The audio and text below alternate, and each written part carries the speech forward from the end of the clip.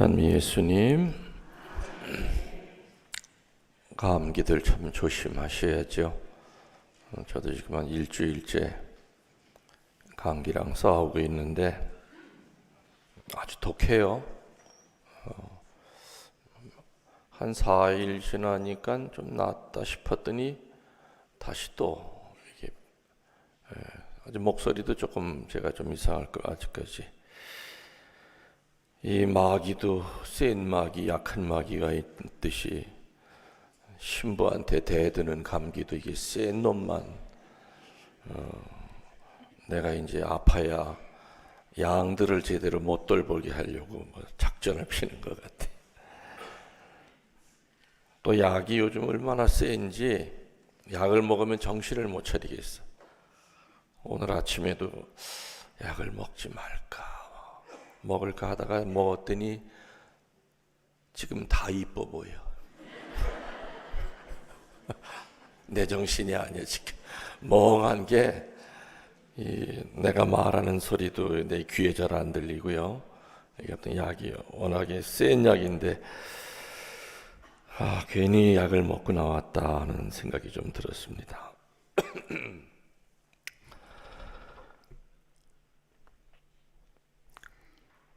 우리 총무님 일어나 보세요. 왜 세례받습니까? 세례받는 목적이 뭡니까?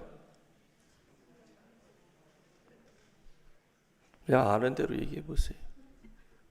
괜찮아요.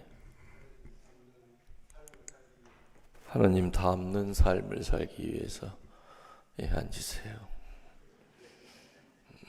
이게 지금 전 세계로 생방송이 되기 때문에 내가 혼내킬 수는 없고 잘하셨어요. 틀린 말은 아니에요. 맞아요. 왜 세례받는 이유가 뭘 것 같아요? 여기 예비자들 요즘 열심히 하고 부활 때 받을 분들 열심히 하고 계신데 교리 선생님이 어떻게 가르쳤습니까? 세례 왜 받아야 된다고? 세례 받는 목적이 뭐라고 가르쳤죠?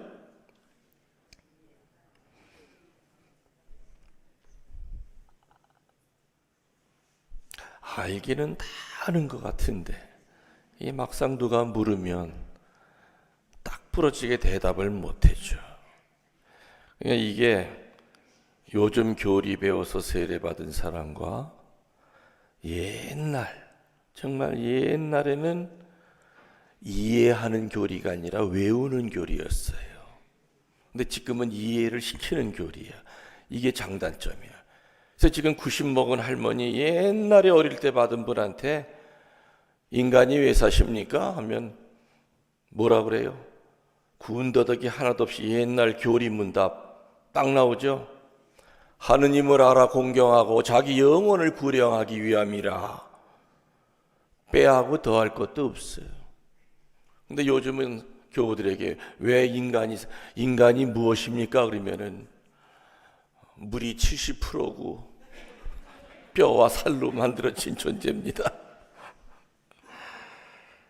그래서 이게 이해시키는 교리랑 외우는 교리랑은 분명히 장단점이 있어요.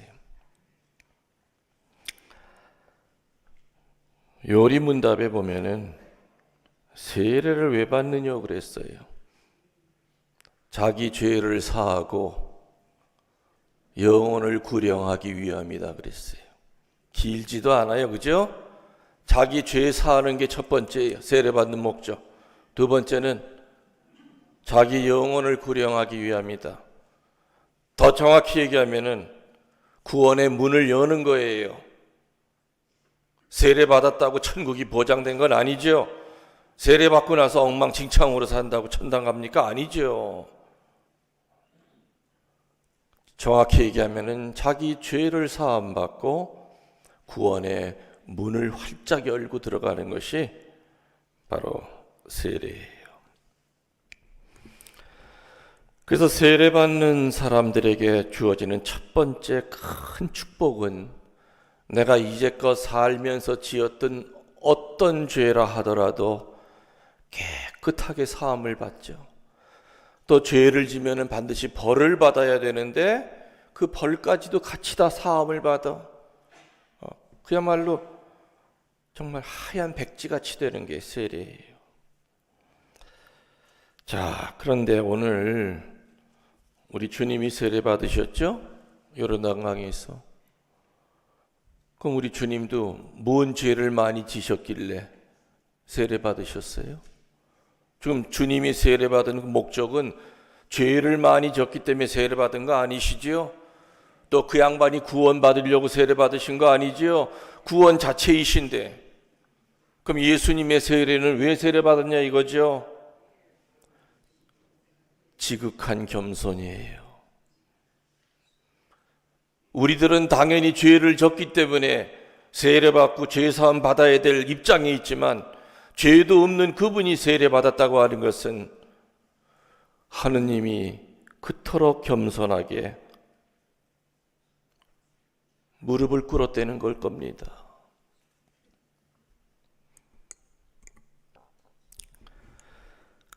은총의 밤에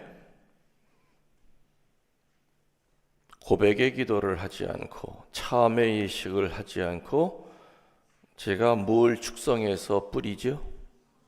그렇죠. 그날은 한 달에 한 번 아까 우리 고백의 기도 하지 않고 참회 의식 대신에 성수를 물을 축성을 해서 성수를 만든 다음에 신자들에게 다 뿌려요. 한두 방울이라도 맞게끔 열심히 뿌려요. 물과 성령으로 세례 받으시고 그때 하늘이 열리고 비둘기 모양으로 나타나고 세찬 바람이 불었다. 성서에 나타나는 물이라고 하는 것은 크게 세 가지의 의미가 있습니다. 첫 번째, 정화, 씻기움의 의미가 있습니다. 노아의 홍수 때도 뭘로 심판하셨습니까? 야훼 하느님이 물로 심판했습니다. 불이 나면은 남는 것이 있지만 불난 자리에는 한번 홍수가 난 자리에는 남는 게 없을 정도로 불보다 물이 훨씬 더 강합니다. 또 하다못해 우리는 손이 더러우면 닦습니다. 힌두교도들 인도에 가면은 그 겐지질강 얼마나 더러운지 몰라요. 사람 시체가 둥둥 떠다니고 똥덩어리가 떠다니는 그런 강이지만 인도 사람들은 죽기 전에 한번 거기 가서 목욕하는 게 꿈이야. 그 똥물에. 그 사람들은 그걸 똥물로 보질 않죠. 거룩한 물로 봐요. 그야말로 우리 말대로 거룩한 성수를 봐요. 그 때문에 거기 물에 담그고 그냥 그렇게 그냥 기뻐서 눈물을 흘리고. 아무튼 물이라고 하는 것은 씻기움, 정화의 뜻이 있습니다. 두 번째로 물은 심판의 의미가 있죠. 다른 말로 구마의 의미가 있습니다. 에집트 병사를 홍해 바다에다가 수장을 시킨 것도 물입니다. 맞죠? 그리고 물이 갈라져서 이스라엘 백성을 발바닥에 물 한 방울 안 묻히고 건너가게 한 것도 역시 물입니다. 그래서 물은 이렇게 양면성이 있습니다. 에집트 병사를 수장시킵니다. 그리고 사제가 축성하기 전에는 그냥 물이었지만은 사제가 그 성수를 축성하고 그 안에다가 소금을 집어넣어서 거룩한 물로 만든 다음에는 그냥 물이라고 부르지 않고 뭐라고 부르지요? 성수라고 부릅니다. 그래서 항상 어느 성당이든지 교우들이 언제라도 와서 떠갈 수 있게끔 성수통이 큰 게 항상 있어요. 우리 성당은 저기 저 뒤쪽에 있죠. 수도꼭지처럼 이렇게 틀면은 거기서 성수가 나와요. 성수를 가져다가 집안 곳곳에 뿌리고 꿈자리가 뒤숭숭하면은 내 방에도 뿌리고 뭔가 어두운 기운이 느껴질 때는 내 몸에도 뿌리고. 성수는 축성한 사람의 믿음 그리고 그것을 사용할 사람의 믿음에 따라서 효과가 달라집니다. 사제가 축성하면서 정말 기도하는 마음으로 이 물을 축복해 주시고 이 물을 사용하는 우리 교우들이 이 성수가 닿는 곳마다 어둠이 있다면 떨어져 나가고 더러운 것이 있다면 정화되게 하소서 하는 마음으로 성수를 축성합니다. 그리고 그 축성한 물을 쓰는 신자들도 신자들의 그 믿음에 따라 효과가 달라진다고 그랬습니다. 성수를 뿌리면서 이까지까지 이게 별 무슨 효과가 있어? 똑같은 물 같은데 조금 찝찝하고만 소금을 쳐서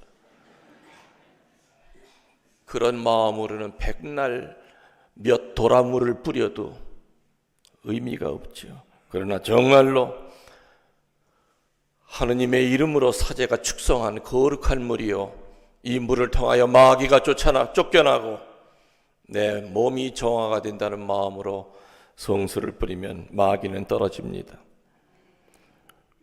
마귀를 쫓아낼 때 구마 사제들은 제일 많이 쓰는 것이 바로 성수입니다.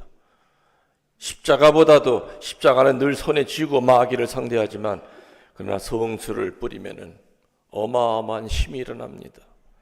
그 옛날 아주 애기 신부였을 때, 보호자 신부였던 시절에 무당과 한번 싸우게 됐어요.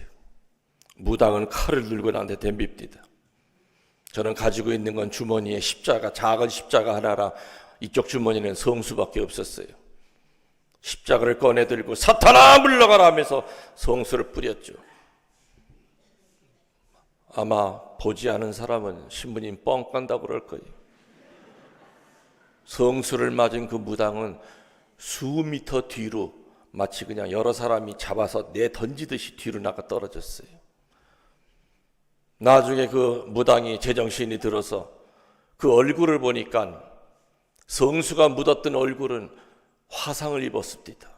다 부풀어 오르고 그 무당의 옷에는 담뱃불 떨어지면 뻥뻥 구멍이 나듯이 성수가 떨어진 자리는 다 옷이 불이 탔어요. 당신 누군데 나한테 그런 불을 던졌냐 그럽니다. 나는 천주교 사제예요. 내가 당신에게 던진 것은 하느님의 이름으로 축성한 거룩한 물이다. 당신은 이 거룩한 물에도 지지 않았느냐. 그러니 잡신을 버리고 만왕의 왕 천주님을 믿으시오. 그 양반은 그 후에 저에게 세례를 받고 지금도 어느 본당에서 사무장을 수십 년째 하고 있습니다. 성수라고 하는 것을 믿음을 갖고 뿌리지 않으면 그냥 물이지만 믿음을 갖고 뿌릴 때는 어마어마한 능력이 나옵니다. 세 번째로 물은 치유를 뜻합니다. 생명을 뜻합니다. 모세가 바위를 치니 물이 나왔다. 물이 고통으로부터 생명을 유지시켜주는 구원의 상징으로 나옵니다. 나병 환자에게 모세 가서 물에 담그고 네 몸을 씻어라 하니 나병이 나았다. 전 세계에 아주 큰 성지들이 많죠. 그 중에 성모님의 성지인 루르드에 가면은 수많은 사람들이 줄을 서 있습니다. 왜 줄을 서 있겠습니까? 몸을 담그기 위하여. 그 기적수에다가 몸을 담그기 위하여. 그래서 그 루르드 박물관에 가면은 수도 없이 많은 휠체어, 그리고 들고 왔던 그 당가, 아니면 목발 이런 것들이 전부 다 벽에 걸려 있어요. 루르드 올 때는 휠체어 타고 왔던 사람들이 거기서 목욕하고 난 다음에 휠체어 내 던지고 가는 거예요. 올 때는 네 사람이 침대에 누워서 왔던 사람들이 거기서 목욕하고 난 다음에 자기 발로 걸어가는 겁니다. 그 루르드에는 신자들이 아닌 전문가들이 5사람이 늘 거기서 어떤 이적이 일어났다고 하면은 엄밀하게 조사를 합니다. 과학적으로, 심리학적으로, 의학적으로. 그래서 마지막 결론, 이거는 인간의 머리로는 해결이 안 되는 일이 벌어진 겁니다. 하는 것이 지금 루르드 성모님 발현 이후에도 2,000건이 넘습니다. 우리 인간은 몸뚱아리의 70%가 물이라고 그러죠. 그리고 우리 인간은 엄마 뱃속에서 10달 동안 어디에서 삽니까? 양수라고 하는 그 물 때문에 생명을 유지하고 삽니다. 이렇게 물은 여러 가지 의미가 있습니다. 정화의 의미가 있고 심판의 의미가 있고 치유, 생명의 의미가 있죠. 오늘 예수님은 물과 성령을 받으셨다고 그랬습니다. 예수님 자체가 성령이시지요. 그분은 받아야 될 필요가 있기 때문에 받은 것이 아니라 내가 이렇게 했듯이 너희들도 물과 성령을 받으라고 하는 지극한 겸손의 모범을 보이신 겁니다. 물은 생명을 나타내듯이 역시 성령도 생명을 의미합니다. 우리 믿는 자들에게서 성령이 함께 하시지 않으면 사제는 직업이 됩니다. 신부는 직업이 아닙니다. 그러나 성령이 함께하지 않고 살면은 사제도 역시 직업인이 돼버립니다. 매너리즘에 빠질 겁니다. 세례받은 여러분들이 성령과 함께하지 않으면은 세상의 마인드와 교회 안에서 들어와서의 생각이 똑같을 수밖에 없습니다. 다른 말로 하면은 죽을 때까지 종교인이지 신앙인은 못 돼보고 죽을 겁니다. 그러나 성령이 함께하는 거, 또 성령이 나와 함께 하시기를 간절히 청하면 종교인에서 신앙인으로 바뀝니다. 우리나라는 종교 국가라고 할 정도로 종교인들이 많습니다. 그러나 신앙인 보기가 쉽지 않은 나라입니다. 신앙인들이 늘어난다면 이 나라가 이렇게 지금 어려움에 처했겠습니까? 윤리고 도덕이고 지금 다 땅에 떨어져 있습니다. 천주교 신자들만이라도 종교인이 아니라 신앙인으로 살아가려고 애를 쓴다면 우리 주변이 확실히 달라질 겁니다.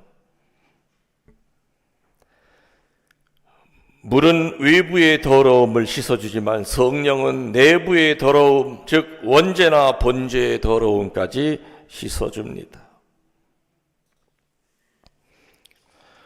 오늘 복음에 우리들에게 가장 중요한 핵심은 마지막 말입니다.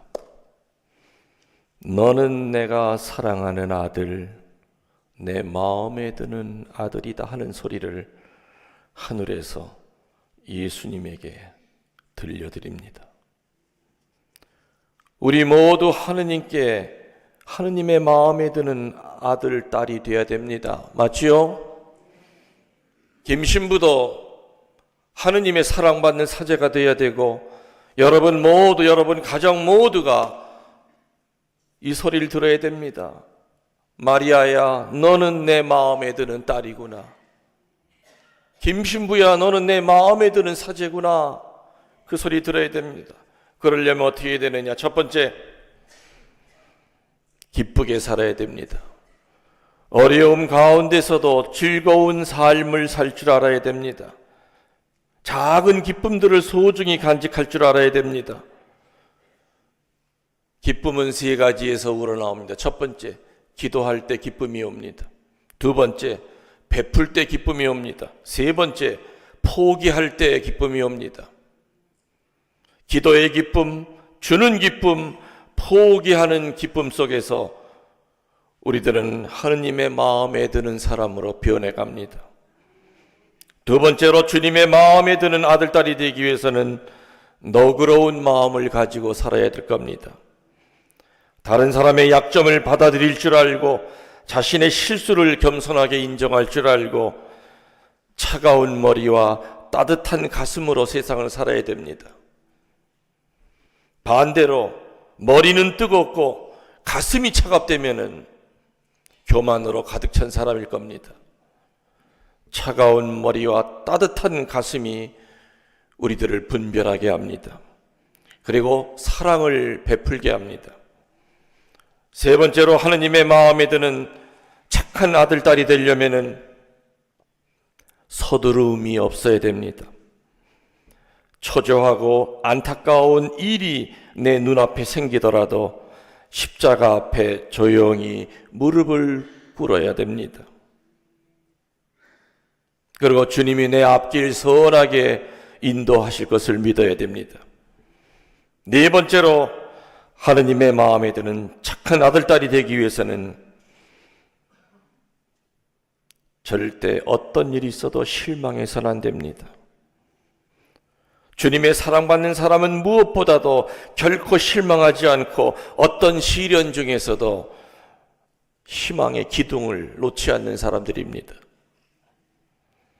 오늘 주님 세례 축일에 우리의 귀에도 같은 소리가 들려야 됩니다. 서운동 교우들, 내 사랑하는 아들, 딸들을 내 마음에 드는 자녀들이다.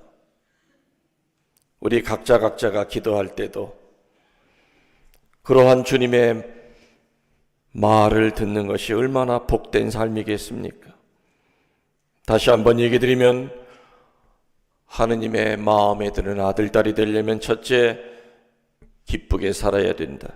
두 번째, 너그러운 마음을 가지고 살아야 된다. 세 번째, 서두름이 없어야 됩니다. 네 번째, 어떤 일이 닥치더라도 절대 실망해서는 안 된다. 예수님이 세례받은 건 모범을 보이기 위함이라고 그랬습니다. 그러나 우리들의 세례는 우리의 죄 사함과 우리 영원 구령을 위한 거라고 교회는 가르칩니다. 그리고 세례받은 예수님께 하신 그 천주 성부의 그 말씀, 하느님의 마음에 드는 아들, 하느님의 마음에 드는 딸이 되도록 죽을 힘을 다하여 신앙인의 삶을 살도록 애씁시다. 아멘.